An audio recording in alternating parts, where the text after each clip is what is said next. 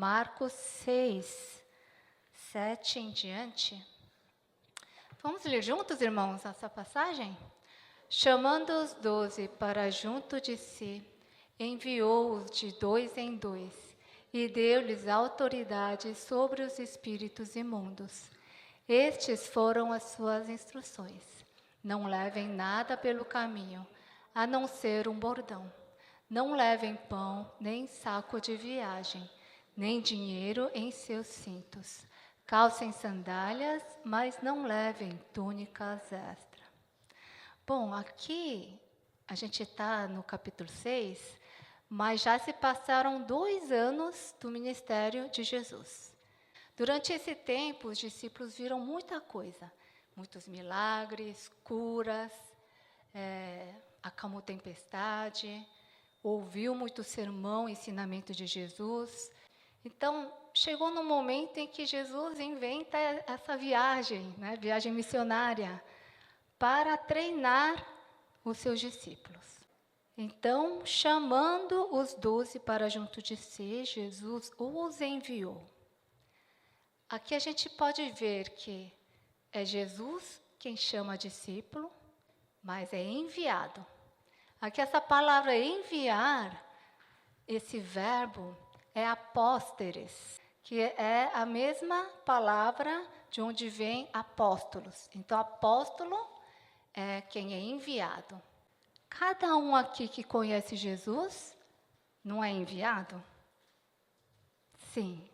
Jesus enviou vocês para serem sal e luz neste mundo. Jesus mandou 2 em 2, porque o trabalho do reino de Deus é coletivo, é um ajudando o outro, um sendo apoio um ao outro, um fortalecendo, encorajando, é isso que Deus quer. E 2 em 2, porque naquela época era necessário 2 pessoas para você testemunhar sobre algo. Aqui, Deuteronômio 17:6 fala: é preciso haver pelo menos 2 testemunhas para que uma pessoa seja condenada. Então, na justiça também era sempre necessário 2 ou mais testemunhas. João 8:17, quando 2 testemunhas concordarem, o que dizem é verdade. Então, um discípulo falando: eu encontrei Jesus, Messias, sabia que ele acalmou a tempestade? Se uma pessoa falasse, não é verdade não, impossível. Mas se outra pessoa, não, eu estava lá e vi também. Aí as pessoas aceitam como verdade. Então, eles partiram. E a gente vê que essa viagem não foi nada fácil, porque tinha muitas restrições. Vamos ver o que ele fala. Não levem nada pelo caminho, a não ser um bordão. Não leve pão, não levem saco de viagem, nem dinheiro em seus cintos. Só com a roupa do corpo e vai. Ali, quando fala bordão, é uma vara comprida. E era uma coisa que o pessoal usava muito, porque o caminho não é nada asfaltado, é cheio de sobes e desces, pedras e tal. Então, era costume eles carregarem isso. Essa passagem que a gente está vendo, ele também está registrado em Mateus, Lucas, e lá fala assim, não levem nem bordão. Os teólogos falam, pelo jeito, Jesus deve ter falado, quem tem, leva. Quem não tem, não leva, tá? Quem precisa, leva. Mas as coisas importantes, dinheiro, roupa extra, Jesus está mandando com estas restrições. Por que ele manda numa viagem tão difícil sem levar nada? Era comum, as pessoas daquela época serem hospitaleiras. Era comum aceitar em suas casas parentes de viagem, às vezes estrangeiros também, eles tinham essa hospitalidade. Mas não levar dinheiro, nem roupa extra também é demais. Aqui a gente vê que é um caso especial, porque depois, quando Jesus vai fazer a ceia, a última ceia com os discípulos, ali ele fala, agora é o momento de vocês levarem saco de viagem. É o momento de vocês terem até espada. Mas aqui, Jesus tem um propósito diferente, que é treinar seus discípulos a dependerem somente de Deus. Querem que os discípulos saibam que pregar o reino, evangelizar as pessoas, não é por planejamento, não é porque eu preparei as coisas, mas é apenas com o quê? O que Jesus falou para não levar? Única coisa que podia levar aqui. Deu-lhes autoridade. Vocês só vão levar autoridade e nada mais. E Jesus vai fazer esse treinamento. Depois a gente vê que em Atos, aí é para valer. É viagem missionária para valer. Toda a previsão que eles precisavam, eles experimentaram que Deus supriu. Então, essa memória devia, com certeza, ter dado muita força a partir de Atos, quando agora, depois que Jesus vai para o céu, eles enfrentam o quê? Perseguição. Eles precisam sair das suas terras. Não é fácil depois, mas eles têm essa convicção da autoridade e do suprir do Senhor. E é isso que acontece de verdade, diásporas. Estes discípulos depois, eles vão levar o evangelho para, Jesus não falou, Jerusalém, Samaria e todas as nações? E realmente eles vão. E a história da igreja conta que provavelmente os discípulos morreram em terras fora de Judá. Pedro provavelmente morreu em Roma, André na Grécia, João no Éfeso, Judas em Pérsia, Mateus em Etiópia, Bartolomeu na Síria, Simão na Palestina. E eles obedeceram ao comando: vai, eu estou os enviando. Então, as instruções aqui continuaram. Sempre que entrarem numa casa, fiquem ali até partirem. E se algum povoado não os receber, nem os ouvir, sacudam a poeira dos seus pés quando saírem de lá, como testemunho contra eles. Eles tinham que ir no povoado, provavelmente anunciar, falar do reino de Deus. As pessoas que aceitaram essa palavra vão estar mais abertos para, vem dormir na nossa casa. Aqueles que não recebem eles, nem ouvem, aí eles vão rejeitar. Em que cidades os discípulos foram? Aqui no Marcos não diz para onde foram, mas em Mateus, ali tem a instrução mais clara. Jesus falou para ir só para povoados de Judá, não para os gentios. Então, eles estavam evangelizando as pessoas do seu povo. E quando fala, se eles não receberem, sacudam a poeira dos seus pés, o que isso significa? É para mostrar, eu não tenho relação com você.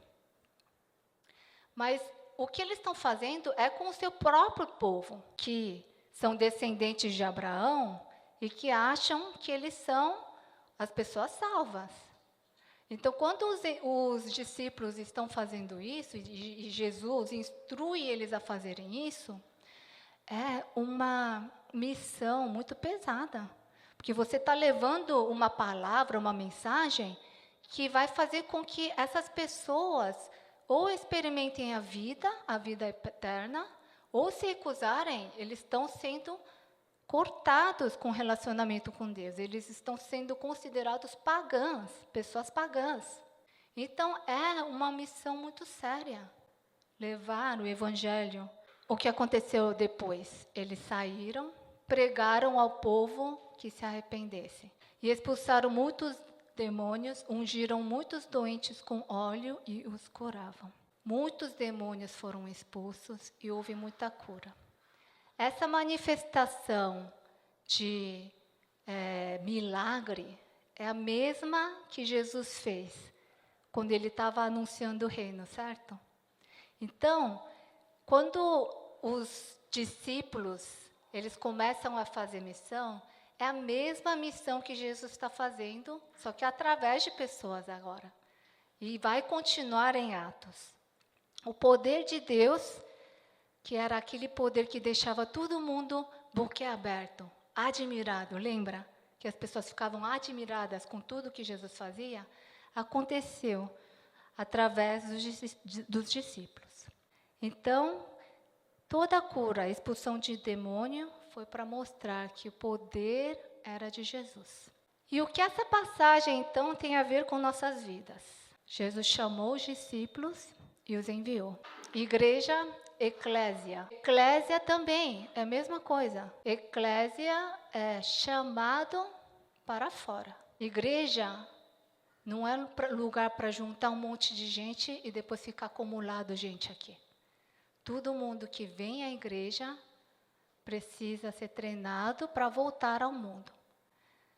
Toda semana você vem aqui e ouve a palavra, já de semana você está no mundo. Você tem que estar fazendo diferença. Não é sal da terra? As pessoas estão no saleiro e não querem sair. Mas precisa ir, porque sal no saleiro não vai fazer nada. O que você tem feito? Tem saído? Tem feito diferença? Nos seus relacionamentos? Nos lugares que você frequenta? Quais são as nossas atitudes diante das pessoas que não conhecem Jesus? Primeiro, humildade. A gente tem a tendência de olhar as pessoas do mundo como pecadores. Não vou me relacionar. Isso foi o erro dos judeus.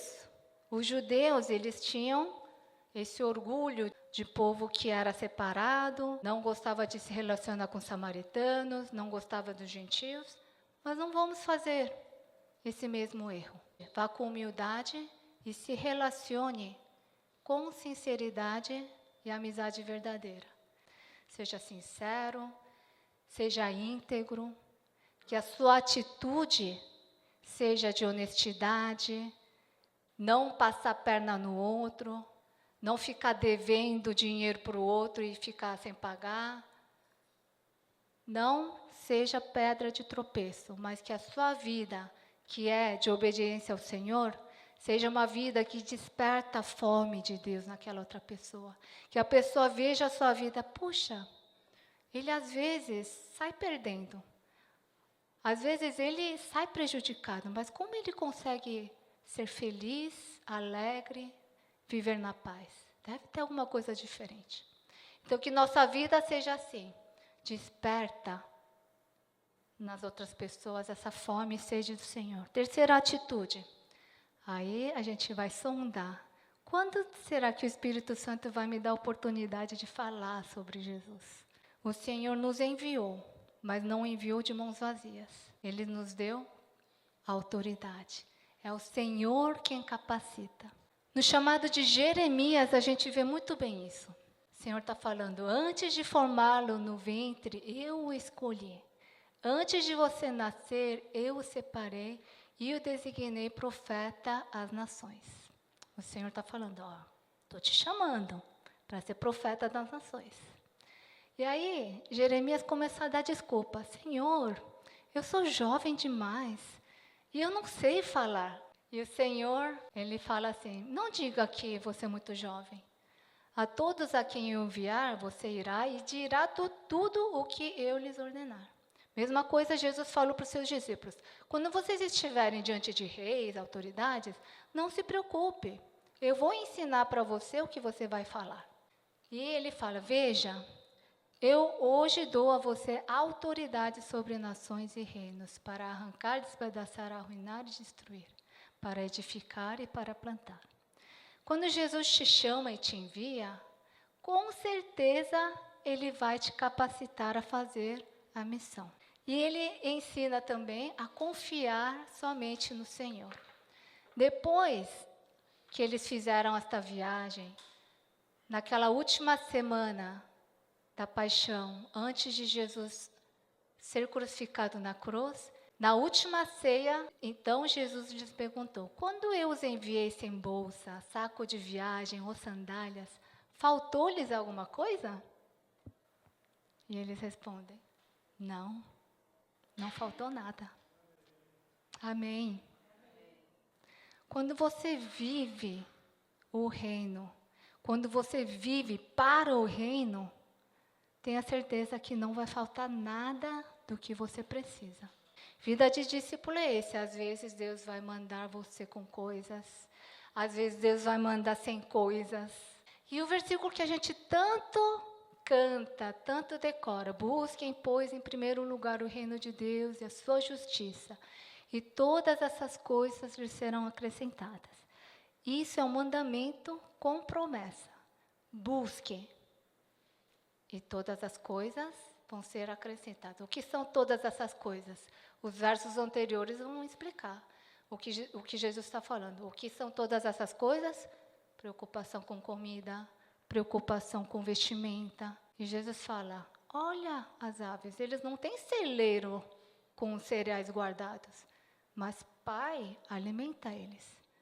Olha os lírios, eles não tecem roupa, mas eles se vestem melhor do que Salomão, o rei mais rico da história. E ali, ó, o Pai Celestial sabe que vocês precisam delas. Tem alguma coisa que você queria e não tem? Talvez é porque não é algo que a gente precisa. Talvez é algo que vai precisar só depois. Talvez esse é o momento de Deus estar te treinando para depender somente dEle. Talvez é o momento da gente ir sem bolsa, sem cinto, com dinheiro, só com a roupa do corpo. Então, vida de fé é isso, é aventura, dá medo, né, de não ter. Mas olha, é nesses momentos que o milagre acontece. Amém?